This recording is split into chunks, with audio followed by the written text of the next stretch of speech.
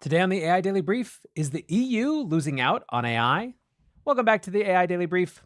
This episode is a weekend episode, which means it is a long reads episode, and today we are reading an open letter called Europe Needs Regulatory Certainty on AI.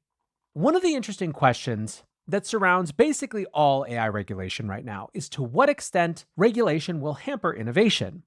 Of course, this is not specific to artificial intelligence. This is always the question when it comes to the balance between regulation, rules of the road, safety, etc., and new innovation. The context for this conversation, most recently in the US at least, has been around California's AI bill SB 1047. That bill was passed by the California Assembly and now sits on Governor Gavin Newsom's desk for signature or veto. Newsom has recently given indications that he has big reservations about SB 1047. At Dreamforce, in an interview with Salesforce CEO Mark Benioff, he said that he worried it would have a chilling effect on California's AI development. There is some evidence that he might not be wrong. Earlier this year, after the European Union passed its EU AI Act, Meta announced that it would not be releasing its multimodal llama model in the EU. Said spokesperson Kate McLaughlin, "We will release a multimodal llama model over the coming months, but not in the EU due to the unpredictable nature of the European regulatory environment." A little before that, Apple had also announced that it would not be releasing its Apple Intelligence features in the European Union. Now, in that case, the concern wasn't necessarily the EU AI Act, but more specifically privacy concerns stemming from the Digital Markets Act. And despite this being announced months ago, it's clear that not all Apple customers got the memo. An author recently posted on the Apple discussion board, "When will Apple Intelligence be available in Europe?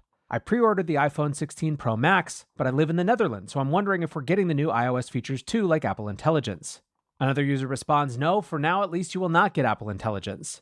Whether Apple can or will ever make it available in the EU is something no one here will know. It appears that it would take alterations to the EU's Digital Markets Act, but that's uncertain since only Apple knows the full depth of the issue."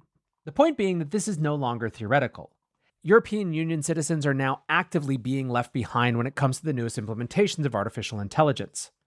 This has prompted a set of companies led by Meta, but also including Pirelli, Ericsson, SAP, Spotify, the Tony Blair Institute, ThyssenKrupp, Patrick Collison, the CEO of Stripe, Klarna, and more, to collaborate on this open letter.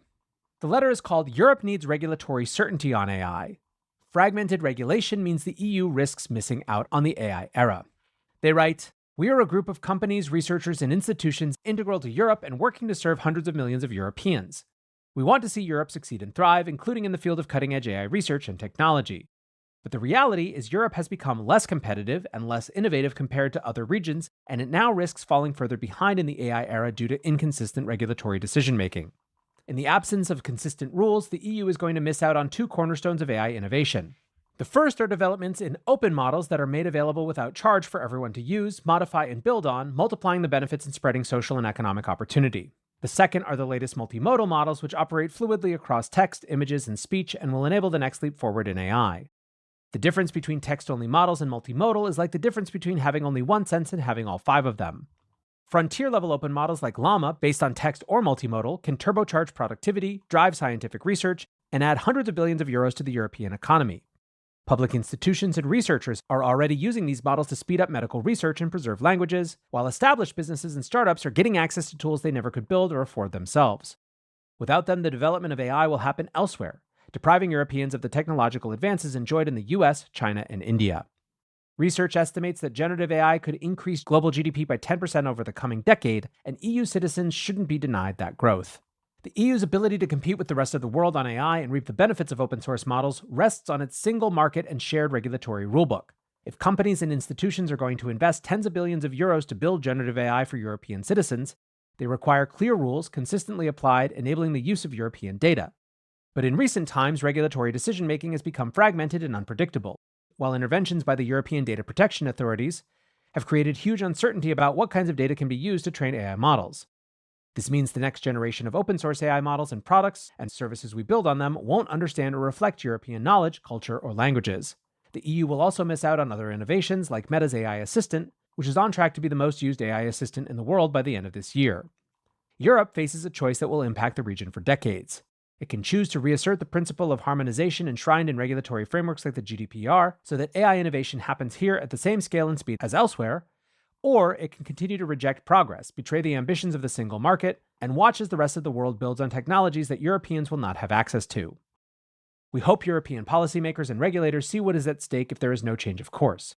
Europe can't afford to miss out on the widespread benefits from responsibly built OpenAI technologies that will accelerate economic growth and unlock progress in scientific research.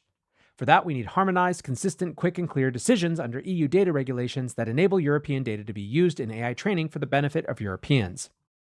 Decisive action is needed to help unlock the creativity, ingenuity, and entrepreneurialism that will ensure Europe's prosperity, growth, and technical leadership.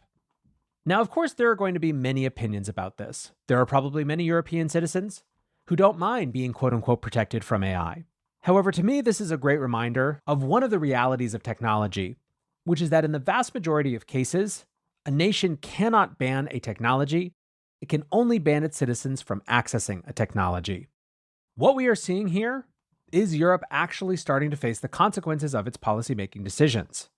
One might argue that ultimately these are choices being made by AI companies, but even if that's true, they are choosing, and they are choosing to not include Europe in the future that they are helping shape.